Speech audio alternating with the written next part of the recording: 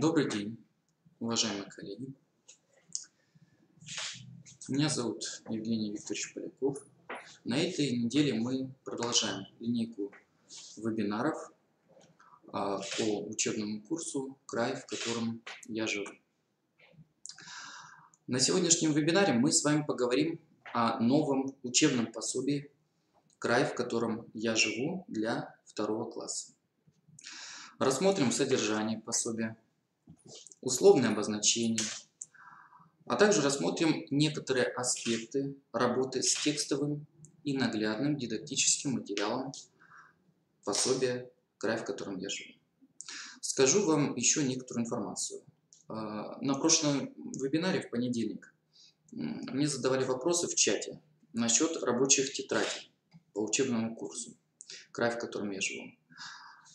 Скажу вам, они уже подготовлены, но, как и любой учебный методический продукт, рабочие тетради должны пройти апробацию и получить экспертную оценку. Так что пока в этом учебном году рабочие тетради не будут изданы. Также был вопрос насчет учебных пособий, где можно приобрести их, где можно заказать. Дело в том, что Министерством образования Республики Коми был подготовлен список тех образовательных учреждений, в которых реализуется данный курс. Ну и исходя из этих данных, сделали тираж порядка 9000 экземпляров, там даже больше 9000 экземпляров. И учебники сейчас доставляются в район. Также еще раз вам хочу сообщить информацию о том, что программу по курсу «Край, в котором я живу», а также другие разработки, такие как дидактический материал к учебному курсу «Край, в котором я живу», и методические разработки по курсу «Край, в котором я живу», можно будет скачать на сайте «Открытое образование Республики Коми». Так, хорошо. Что касается учебного пособия и сегодняшнего вебинара. Прежде всего, хочу вам сказать, что это пособие появилось совсем недавно.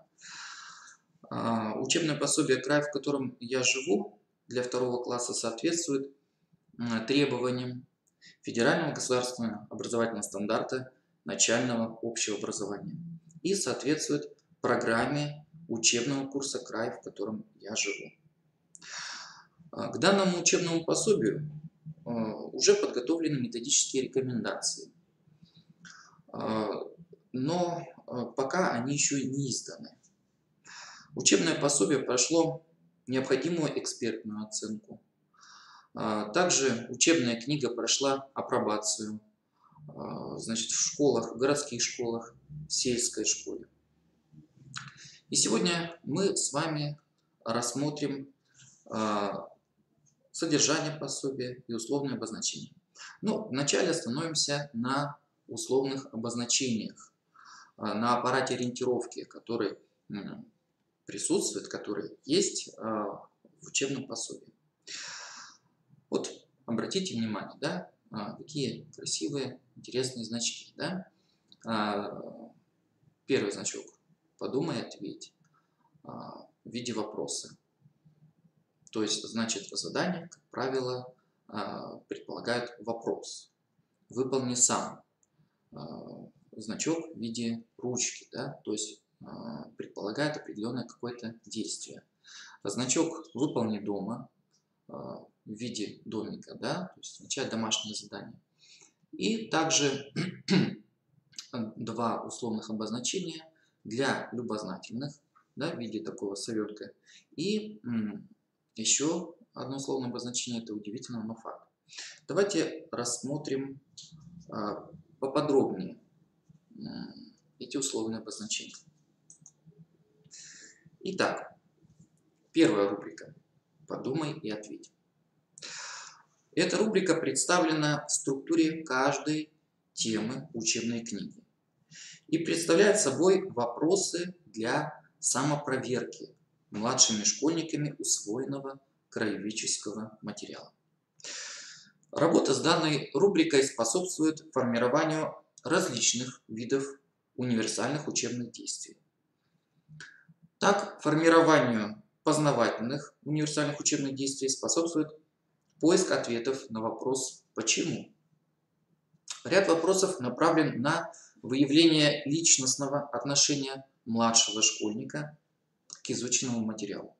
Например, вопросы. Что тебе показалось самым интересным из того, что ты узнал? Что тебя удивило?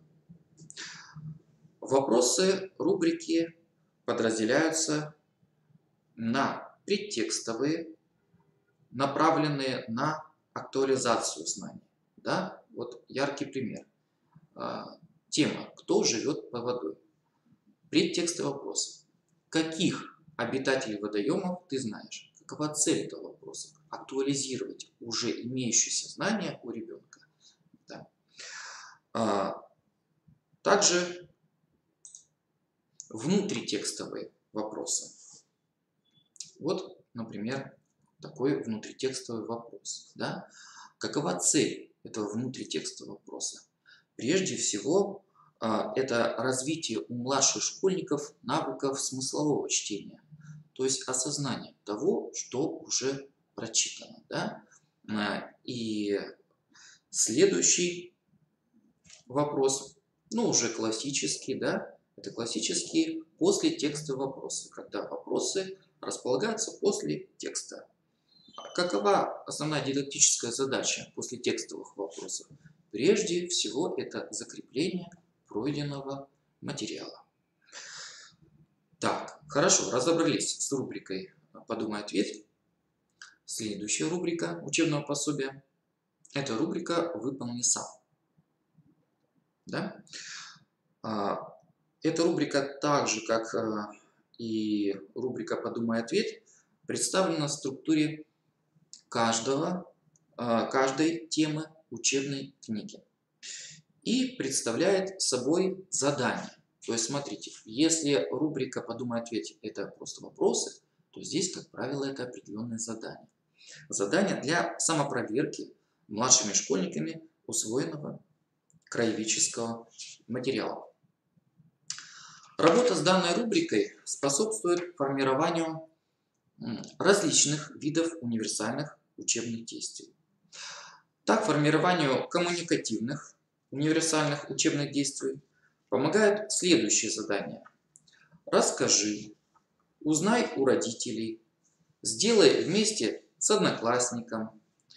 Развитию познавательных универсальных учебных действий способствует задание. Посмотри в словаре, поразмышляй и другие задания. Так, рассмотрим следующую рубрику. Это классическая рубрика, которая представлена во всех учебниках. Это рубрика «Выполни дома». Также данная рубрика представлена в структуре каждой темы учебного пособия и представляет собой определенный перечень заданий.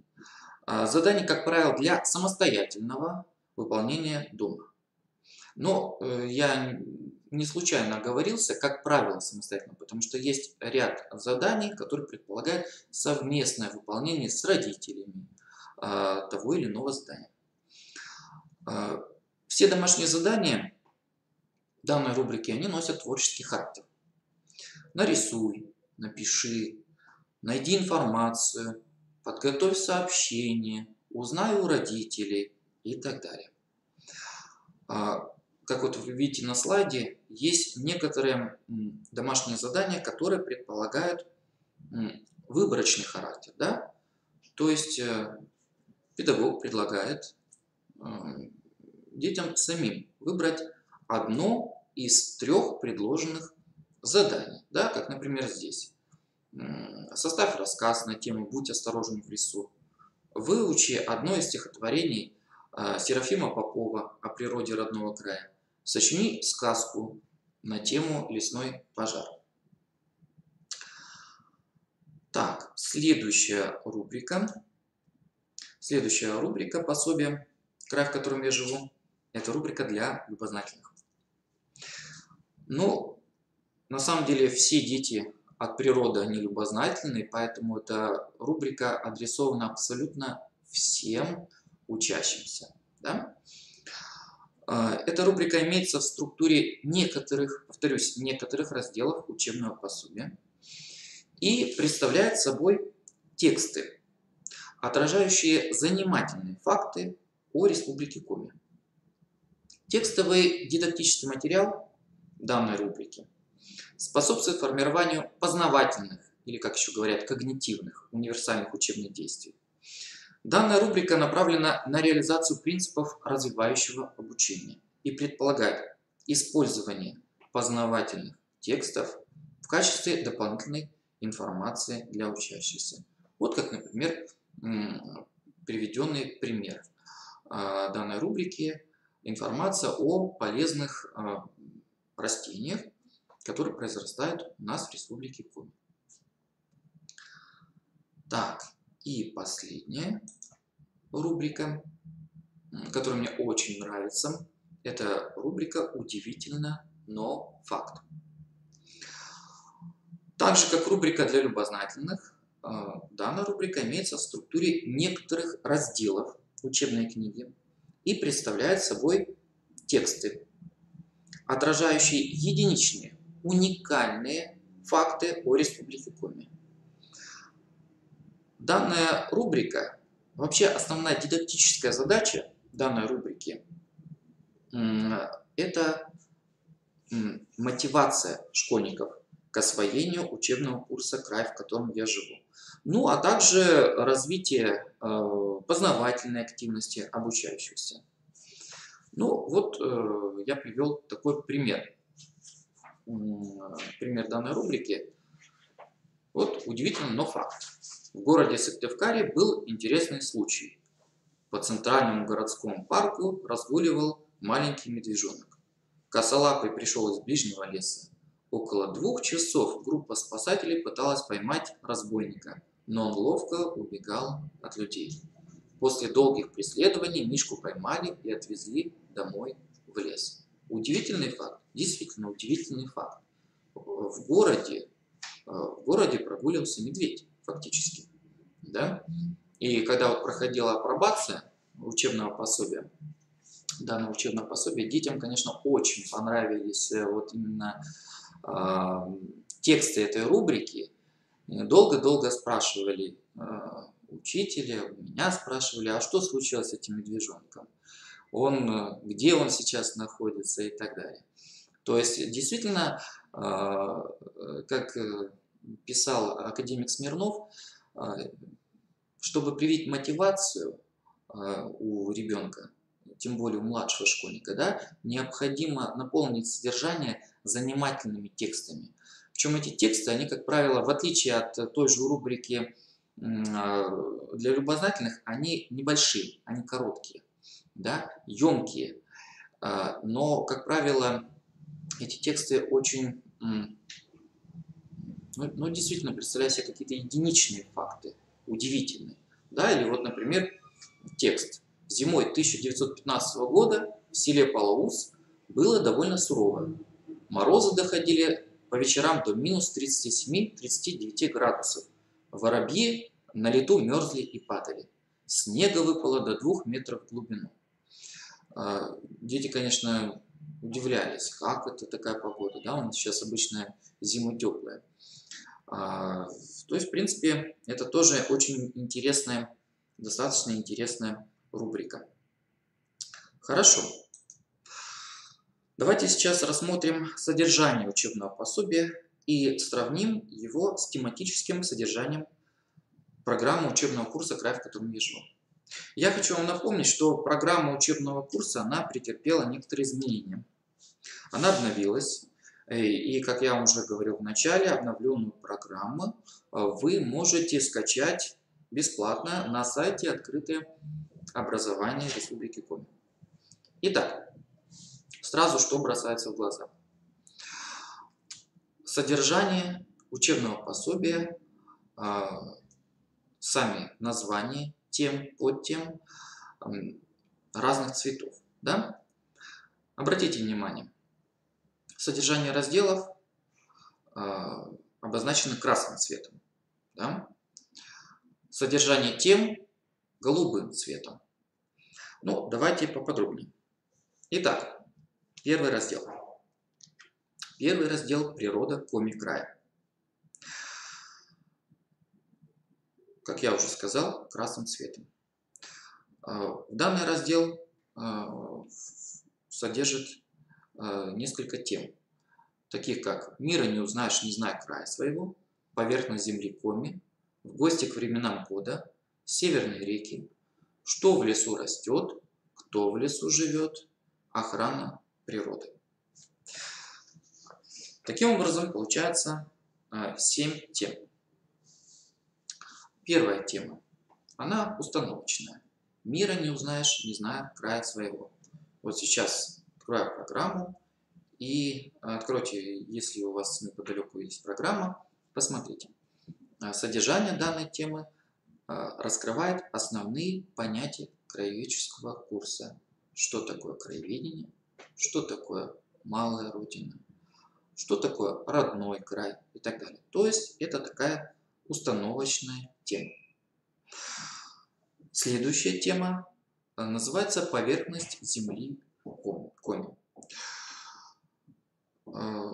При изучении данной темы учащиеся узнают о том, какие равнины есть в Республике Коми, какие возвышенности есть, Уральские горы. Следующая тема – «В гости к временам года». Если посмотрите программу, то это изучение данной темы рассчитано на 2 часа. Поэтому содержание, если вы обратите внимание, содержание этой темы, оно разграничено. Вот первое занятие. В гости к временам года. Первое – это сказка. Погода мать и 4 ее дочери. Следующий текст. В гости у метеоролога. Примета. Первое занятие. Второе занятие. Коми народные приметы. Если вы заметили, да, значит, название такой подтемы, оно изменилось, да? То есть оно синего цвета. И далее на втором занятии изучаются приметы о временах года. Приметы о зиме, весне, лете, осени. Хорошо. Следующая тема данного раздела – это тема «Северные реки». Как вы видите, да, тоже по программе рассчитано на 3 часа времени. Значит, первый час – это изучение непосредственно главных рек Республики Коми. Тексты «Ты Печора, золотые бережка», «Печора», «Вычегда», «Река Уса», «Мезень». Следующая тема, следующее занятие посвящено изучению обитателей водоемов. И в этой теме целесообразно изучать следующие тексты, такие как «Кто живет под водой», «Пожелание добра», «Правила поведения на водоеме». Третий час, как правило, он рассчитан на природоведческую экскурсию. Так, хорошо. Следующая тема. Что в лесу растет? На этой теме учащиеся узнают о растительности тайги и растительности тундры. То есть целесообразно на первом занятии с учащимся поговорить о растительности тайги, изучить такие тексты, как «Лес», «Царица северных лесов», да, это имеется в виду сосна, «Гости из сибирской тайги», это лиственница, «Ценное дерево», текст про березу. И следующее занятие посвятить растительности тундры. Да? Такие тексты, как «Богатство тундры», «Ягодки, сестрички», «Грибы». Хорошо. Следующая тема – это животный мир Республики Коми. Тема называется «Кто в лесу живет?». При изучении данной темы учащимся предлагается прочитать следующие тексты, а это тексты художественные, написанные коми-писателями. Такие тексты про животных, как медведь, лось, рысь, бурундук, белки и так далее. Отдельно можно рассмотреть на следующем уроке рассмотреть лесных птиц. Дятел, сорока, турухтан, трясогузка и так далее. Следующее занятие, третье, это изучение животных тундры. Да, вот название хозяева тундры. Обратите внимание, да, то есть каждая такая подтема, каждое занятие, она обозначена разным цветом. Хозяева тундры. Ну, опять же, чаще всего узнают о таких животных, как песы, олени, белый медведь. Редкий гость, но все-таки его встречали на границе с Воркутой, а также птиц тундры, да, текст про плавунчика. Ну и еще один момент, это тексты о правилах поведения в лесу. Берегите лес, правила поведения в лесу, стихотворение Серафима Попова «Лесной пожар», «Я в тайге не заблужусь». Так, хорошо. Последняя тема данного раздела, она посвящена охране природы и, в частности, Красной книге Республики Коми. Так, также данная тема, она по программе рассчитана на 2 часа, поэтому на первом занятии учащиеся изучают основные общие правила поведения на природе, а вторая тема посвящена изучению Красной книги Республики Коми, и также в учебном пособии перечисляются некоторые представители животного мира Республики Коми, которые занесены в Красную книгу, такие как норка, барсук и сапсан. Так, хорошо. Следующий раздел Коми, край, вчера и сегодня. Первая тема данного раздела называется «Где ты живешь?». Если сравнить с программой, я сейчас открыл программу, в рамках изучения данной темы учащийся узнает о истории своего населенного пункта, о улицах своего населенного пункта, достопримечательностях. И данная тема рассчитана также на 3 часа, то есть на 3 занятия. Первое занятие – это история своего населенного пункта. Второе занятие – это родная улица, где живет школьник, младший школьник. Ну и также достопримечательности. Да? Текст называется «Заманчиво родные уголки». Ну и родная школа, в которой учится ребенок. Так, хорошо. Следующая тема, которая называется «Под защитой золотой птицы». Содержание данной темы раскрывает государственные символы Республики Коми. Это герб, флаг и гимн Республики Коми. Следующая тема. На каких языках говорит Республика Коми? При изучении данной темы учащиеся узнают о том, что Республика Коми – это многонациональный регион. И что очень важно, донести до младших школьников о том, что все народы, которые живут в Республике Коми, они должны дружить друг с другом. Да? Так, следующая тема в селах древней былины. Ну, данная тема посвящена изучению общих представлений о сельских поселениях Республики Коми.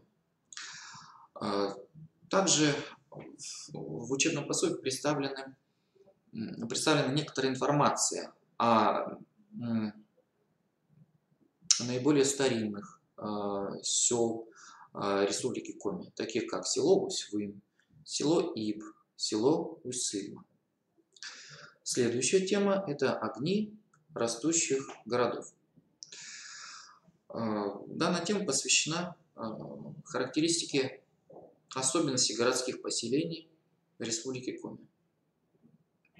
При изучении данной темы учащиеся узнают о некоторых городах Республики Коми, таких как Сыктывкар, столица Республики Коми, Ухта, жемчужина севера, и Воркута, город Заполярье. Следующая, последняя тема в данном разделе. Эта тема называется «О чем рассказал памятник?». При изучении данной темы учащиеся узнают о памятниках своего населенного пункта, о значении памятников, то есть для чего, да, устанавливают памятники. Ну и учащиеся узнают о событиях Великой Отечественной войны в истории нашей республики.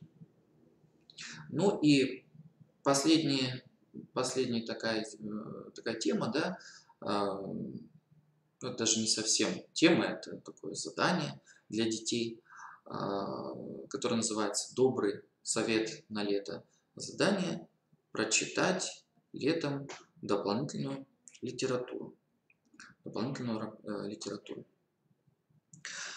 Так, хорошо. Также я хочу сейчас с вами рассмотреть некоторые аспекты работы с текстовым дидактическим материалом учебного пособия «Край, в котором я живу». Ну, прежде всего надо подчеркнуть, что тексты в учебной книге, они разнообразные. То есть достаточно много художественных текстов краеведческого содержания, авторами которых являются известные коми-писатели Степан Семенович Раевский, Иван Каданев, Серафим Попов и другие писатели. Достаточно много авторских научно-популярных текстов. В некоторых текстах учащимся могут встретиться незнакомые слова. Их значение, толкование можно увидеть сразу после текста. И я рекомендую учителям начальных классов сразу после того, как ученик встретит в тексте незнакомые слова, попросить учащихся посмотреть значение данного слова. Ну, например, как здесь, да, рыбоводы. Незнакомое слово для младшего школьника.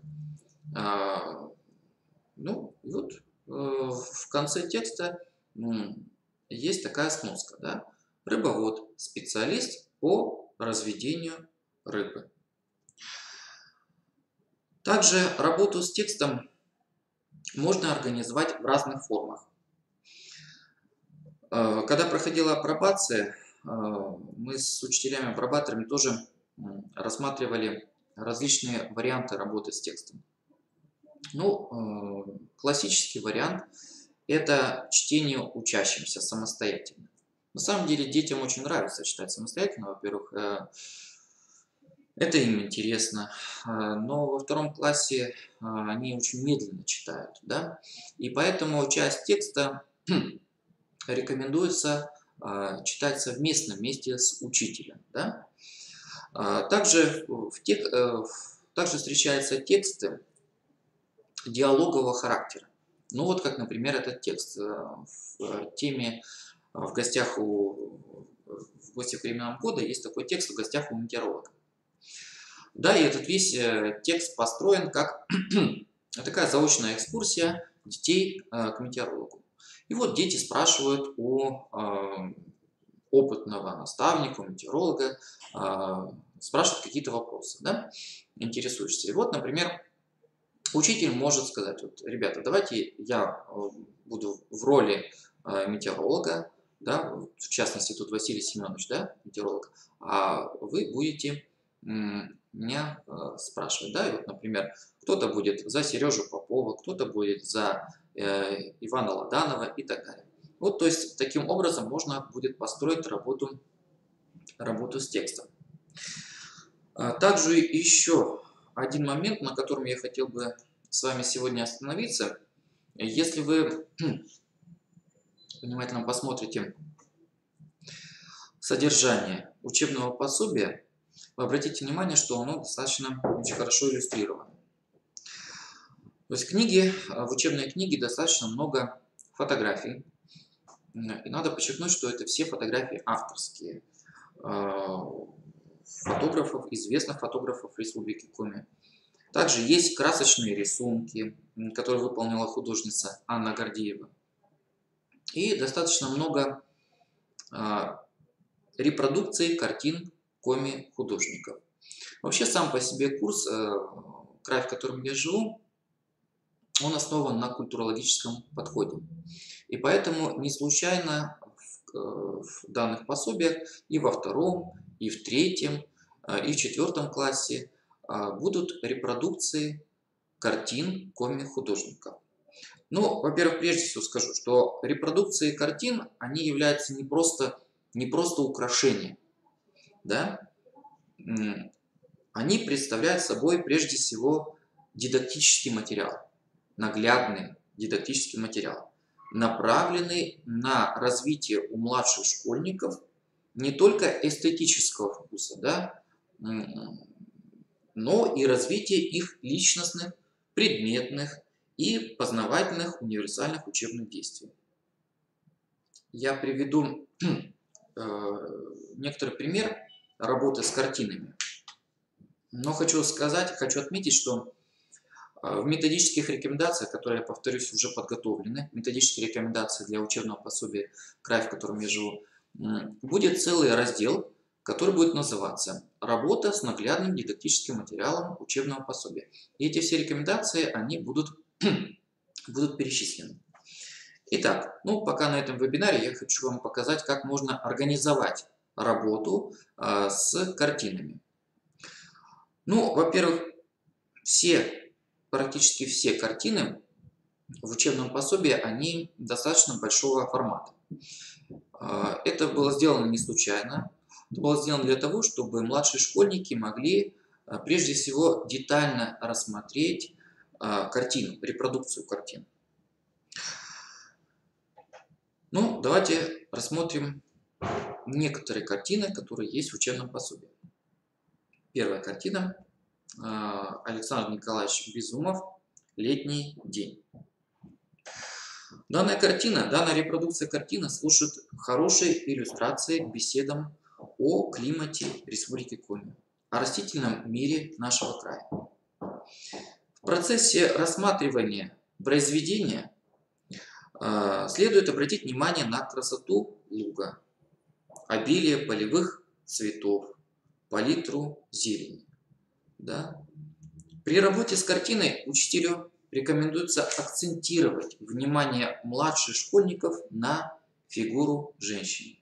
Да, вот посмотрите на среднем плане, если вы обратите внимание, фигура женщины.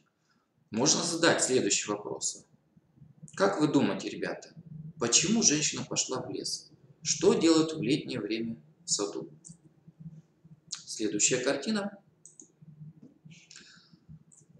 Следующая репродукция картины, которая есть в учебном пособии, картина «Двор».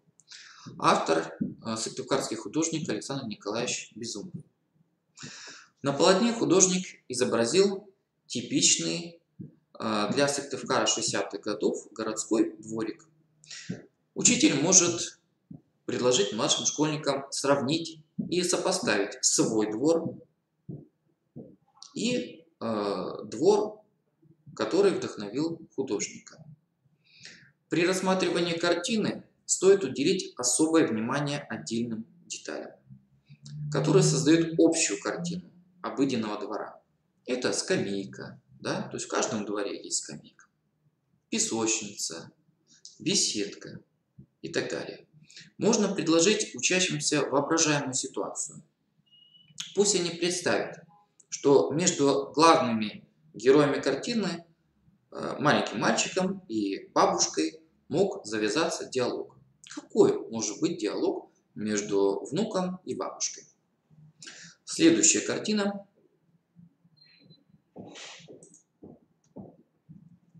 Это картина «Северная весна». Также данную картину можно использовать по теме «В гости к временам года». При рассматривании репродукции картины учителю рекомендуется обратить внимание младших школьников на весенний пейзаж, который изобразил художник. Да, прежде всего, это пробуждение природы, ледоход, уплывающие теплоходы. Отдельно стоит остановиться на красках весны, которые использовал мастер. Это голубой, бирюзовый, белый, синий, зеленые цвета. Уместно вспомнить подходящие к теме стихи. Так можно дать задание сравнить настроение картины со стихотворными строками поэта Пантелеймона Образцова. Под весенними лучами разбежался снег ручьями, вздулись речки, синий лед затрещал под их напором, и река уже идет, унося с собой лед, громоздя на горы горы. Следующая картина. Это репродукция картины «Гора Урал» известного воркутинского художника Якова Вундера. Ее можно использовать как иллюстрацию к теме «Поверхность земли Коми». Центральный план картины «Гора Урал». Да, посмотрите, какая могучая северная гора. При рассматривании пейзажа можно предложить учащимся воображаемую ситуацию. Ребята, представьте, что сейчас вы находитесь на вершине горы Урал. Что вы видите и чувствуете на высоте птичьего полета? Сосредоточьте внимание младших школьников на передний план картины, на подножье горы Урал. Здесь изображено разнообразие растительного мира Уральских гор. Целесообразно дать задание. Ребята, перечислите деревья, растущие в горной местности. В ходе знакомства младших школьников с произведением искусства учителю необходимо обратить внимание на время года, которое изобразил художник. Можно предложить учащимся назвать краски осени. Оранжевый, желтый, багряный, коричневые цвета, то есть все палитры краски собрала в себя северная осень. Так, следующая тема, тоже художник Яков Вундер, репродукция картины «Гора Колокольня». Данную картину, так же как и картину «Гора Урал», можно использовать по теме «Земная поверхность Республики Коми». В ходе знакомства младших школьников с картиной, с репродукцией картины, учителю следует обратить внимание на красоту гор. Можно задать следующие вопросы. Ребята, а почему гора названа Колокольня? На что похожа вершина горы? Учитель может сосредоточить внимание учащихся на то, как художник изобразил масштаб горы. Величие горы вызывает желание преодолеть все преграды на пути к ней. На вершине горы взору открыты все стороны горизонта. Так, при рассматривании пейзажа можно предложить учащимся воображаемую ситуацию. Да? Например, ребята, представьте, что вы являетесь главными героями картины, покорителями горных вершин. И сейчас вы находитесь в начале пути к горе Колокольни. Можно дать задание. Предложить словесно воображаемый маршрут, который будет проходить через леса, равнины, предгорья. Отправной точкой маршрута могут стать следующие. Мы находимся у самого подножия горы Колокольня. Кажется, что до горы можно достать рукой, но чтобы покорить вершину, нужно пройти долгий путь. И дальше учащиеся, младшие школьники будут рассказывать, а какой путь нужно преодолеть, да, чтобы дойти до вершины.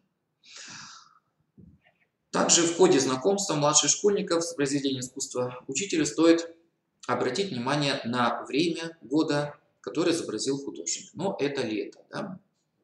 И, наверное, это середина лета, да? Все растет, все цветет и пахнет. Так, ну и последнюю картину, которую я хотел бы рассмотреть, и которая есть в учебном пособии, это картина комик-художника Торлупова «Суровый вангыр». Данная картина, данная репродукция картин служит хорошей иллюстрацией к беседам о реках Республики Коми. Да, и данная картина есть в теме Северной реки. Прежде всего, при рассматривании картины необходимо сосредоточить внимание на характере горной реки. Вспомним, да, у рек бывает разный характер, да, как и у людей. Горный характер, равнинный характер. И здесь стоит на этом акцентировать внимание. Ребята, как думаете, почему картину художник назвал именно «Суровый вангыр»? Какими словами можно описать горную реку? Ребята, опишите реку Вангыр. Какие берега окружают горную реку? Да? Ребята могут сказать скальные берега. Какие чувства и переживания вызывает эта картина? В ходе знакомства с репродукцией картины учителю рекомендуется обратить внимание на передний план картины. И обратите внимание, ребята, посмотрите, что художник не просто изобразил реку, но еще изобразил людей, которые сплавляются на этой реке. Так, при рассматривании можно предложить учащимся воображаемую ситуацию. Представьте, что вы являетесь главными героями картины и сплавляетесь по горной реке Вангыр. Как вы будете покорять суровый нрав реки? Так, ну, в данном учебном пособии еще есть достаточное количество картин комик-художников, и, к сожалению, мы ограничены во времени, но постараюсь на следующих занятиях, вебинарах рассмотреть и другие картины, другие методические рекомендации по работе с репродукциями картин, которые учитель может взять себе на вооружение. Так, уважаемые коллеги, наш сегодняшний вебинар подходит к завершению. Напоминаю вам, что 21 сентября, то есть на следующей неделе, 21 сентября в 14:00 в Институте развития образования 102-й аудитории состоится очный семинар «Особенности реализации учебного курса «Край, в котором я живу» на уровне начального общего образования». Семинар буду проводить я совместно с Эльвирой Ивановной Поляковой, кандидатом педагогических наук, заслуженным работником Республики Коми, который является научным консультантом учебного курса «Край, в котором я живу», научным консультантом учебно-методических комплектов и программы «Край, в котором я живу». Я вас искренне благодарю за внимание, хочу вам пожелать удачи и спасибо за то, что вы уделили внимание и прослушали, посмотрели данный вебинар. Всего вам хорошего, удачи, до свидания.